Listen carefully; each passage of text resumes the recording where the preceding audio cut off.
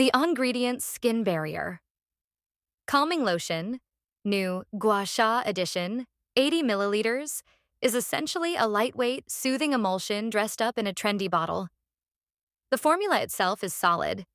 It combines Panthenol for hydration and barrier repair, Centella Asiatica to calm redness and irritation, and a peptide complex that supports overall skin health.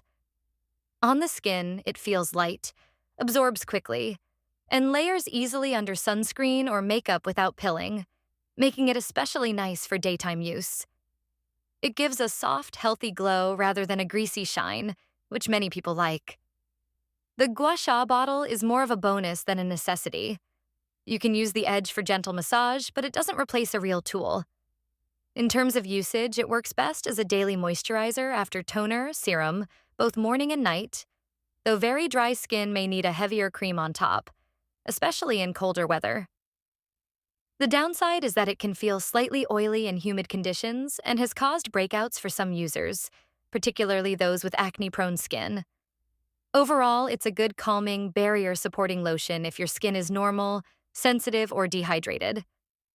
But the fancy packaging is more about aesthetics than performance.